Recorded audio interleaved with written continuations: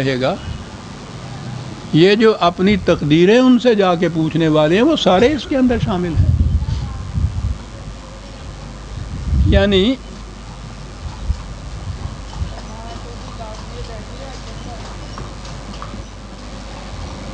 صحیح عجیب لفظ ہے.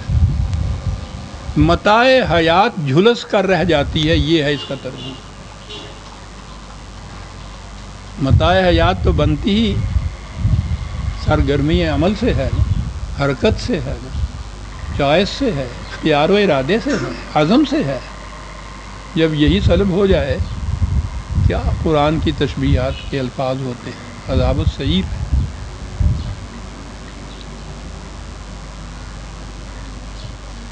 وَلِلَّذِينَ كَفَرُوا بِرَبِّهِمْ عذاب، اس کی اگلی آیت ہے عذاب جہنم وَبِئْسَ الْمَصِيرُ. وہاں عذاب سعیر کہا، پھر عذاب جہنم کہا. جہنم کے متعلق قرآن کے مختلف مقامات میں ہے خزی فی الحیات الدنیا، ذلت اور خاری کا عذاب، محتاجی اور مسکینی کا عذاب، ماتحتی کا، عبودیت کا مقام. یہ جتنے عذاب ہیں یہ سارے جہنم کے. اور پھر جہیم بھی تو آیا ہے کہ جہاں کسی کی حرکت رک جائے وہیں کھڑا ہو جائے، آگے چل نہ سکے، پروگرس نہ کر سکے، آگے بڑھ نہ سکے. یہ مقام آپ دیکھتے ہیں کہ یہ تقدیر کے عقیدوں سے پھر کیا ہوتا ہے کہ جو قسمت میں لکھا ہے وہ ہو جائے بس.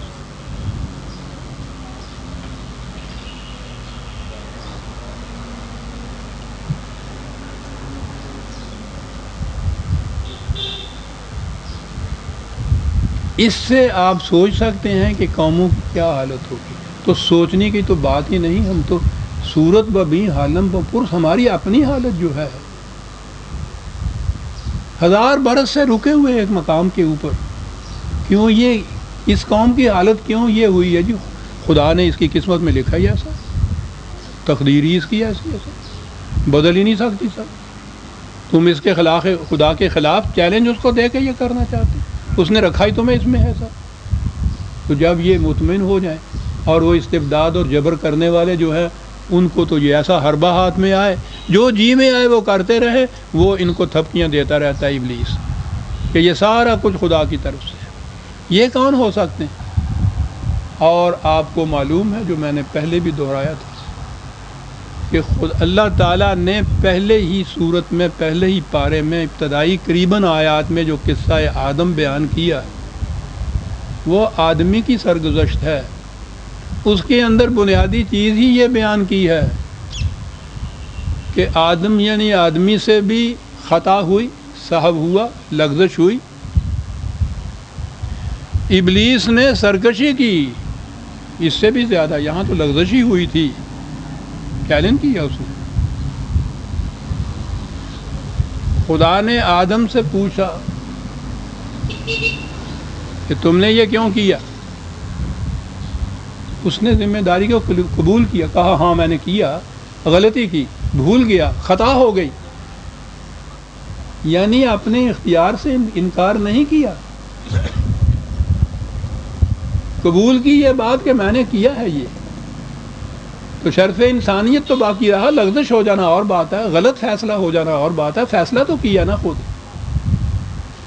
کہا جب تو اپنے اختیار و ارادے سے انکار نہیں کر رہا اور ذمہ داری قبول کر رہا ہے تو تجھ میں اصلاح کی گنجائش ہے، اس لیے ہم تم کو اجازت دیتے ہیں، موقع دیتے ہیں کہ اپنی اصلاح کر لو، تم میں ہے اصلاح کی گنجائش. ابلیس سے کہا کہ تو نے یہ کچھ کیوں کیا؟ اس نے کہا کیا کہہ رہے ہیں آپ، میں یہ ذرہ ناچیز، مجھ میں یہ کیا ہمت آپ کے ہوتے ہوئے، آپ کے حکم کے بغیر پتہ نہیں ہل سکتا، میں بھلا یہ کر سکتا تھا. کہا کہ اپنے اختیار و ارادے سے انکار کرتا ہے، قیامت تک اصلاح نہیں ہو سکے گی تیری.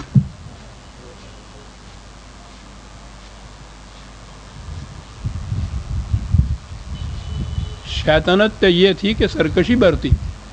آپ کو معلوم ہے کہ یہاں قرآن نے کیا لفظ استعمال کیا اس کے لیے؟ ابلیس کا لفظ استعمال کیا، جس کے معنی ہے مایوس رہو، محروم رہو قیامت تک اصلاح سے. ابلیس کے تو معنی مایوس ہے. سرکشی اور لغزش ہو جائے ٹھیک ہے، اعتراف کرو اپنے گناہ کا، ذمہ داری قبول کرو، وہی اختیار و ارادہ جو دیا گیا ہے اس سے انکار نہ کرو۔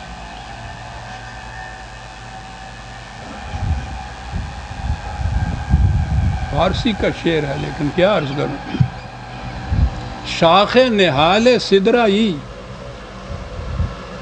خار و خس چمن مشو، تو شجر سدرا وہ جو مشہور ہے سات آسمانوں کے اوپر، تو اس کی شاخ تابدہ خوشگوار ہے، انسان سے کہہ رہا ہے تیرا تو مقام وہ ہے، تو یہ باغ کے جھاڑ جھنکار بن رہا ہے، تو کیا تیرا مقام کہاں آ رہا ہے؟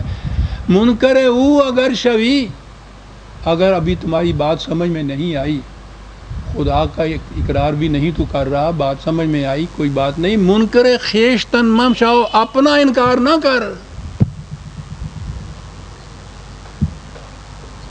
اپنا انکار تو یہ ہے نا کہ میں کون ہوں یہ کرنے والا،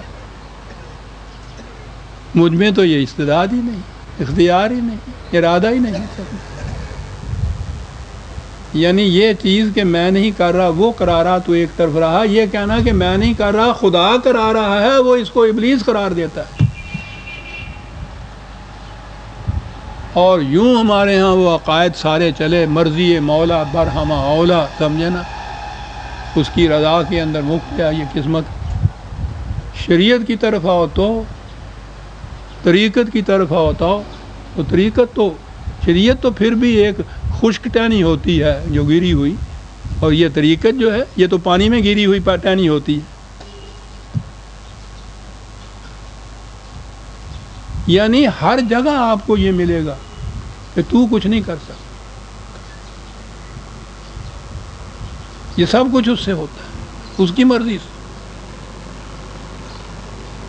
اور رضائے حق کے مطابق چلنے کا نام ہی ہے اسلام۔ ان کے معنی کتنا بڑا انقلابی، آپ کو پہلے بھی شاید بتایا ہے، حسرت موہانی جیسا انقلابی، اتنا بڑا انقلابی کہ جس زمانے میں بڑے بڑے آپ کے ہاں کے جو کانگریس میں تھے اس زمانے میں، یہ لوگ بھی ابھی ڈومینین سٹیٹس کے اوپر راضی ہوتے تھے، وہ بغاوت کر کے اٹھ کھڑا ہوا تھا ان کے خلاف بھی کہ کامل آزادی ہمارا مطالبہ ہونا چاہیے۔ اتنا بڑا انقلابی شخص اور بڑا درویش آدمی تھا صاحب، وہ بھی یہ کہہ رہا ہے جب عقیدے پہ آ گیا کہ مرضی یار کے خلاف نہ ہو، لوگ میرے لیے دعا نہ کریں۔ ہاں اتوں الٹ ہو جائے کہ وہ میں نے پوچھے یہ میں تینوں کنگار رکھیا جی بیمار پایا گا جی تو یہ کچھ شروع کرا، میں کہہ سکنا پہ جی یہ نہ کیتا سی تینوں روکیا نہیں گیا تھا، مرضی یار کے خلاف نہ ہو، لوگ میرے لیے دعا نہ کریں، میں تو کروں گا ہی نہیں، آپ بھی نہ کیجئے، مرضی یار کے خلاف نہ ہو۔ عزیزاں نے مان، یہ چیزیں شاعری نہیں، یہ چیزیں یوں ہی عقائد نہیں، یہ گاؤں کے پکی روٹی والے ملا کی بات نہیں، آپ کا اسلام یہ بن چکا ہوا ہے 1000 برس سے، دور استبداد کا، اس لیے کہ یہ عقیدہ وضع کیا تو جو ملوکیت کر رہی تھی، جو سلاطین کر رہے تھے، جو بادشاہوں کے ظلم و ستم ہو رہے تھے، جہیں کسی نے ایک آواز اٹھائی اسے کہا کہ یہ تو سب خدا کا کیا ہوا ہے، ان کو تو بادشاہ بنائے اس نے، خاموش۔